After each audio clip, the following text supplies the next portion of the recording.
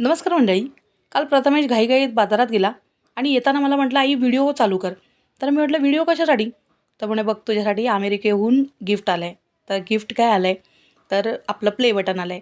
मग मी पटकन स्वामींजवळ ठेवलं, हळदी कुंकू वगैरे लावलं. खरं तर अक्कलकोटला जायचं होतं, पण सगळ्याच गोष्टी आपल्या मनासारख्या होतात असंच नाही ना. तर आता हे प्ले बटन ओपन करताना तर हे जवळ नव्हते, म्हणून व्हिडिओ कॉलवर मुलं दाखवत आहेत त्यांना. मुलांनी स्टेटसवर ठेवलं, यांनीसुद्धा ठेवलं. त्यानंतर इतके फोन यायला लागले, दिवसभर फोन उचलण्यात गेला. आणि हे परवाच घरी आले होते, पण तरीसुद्धा आजसुद्धा आले.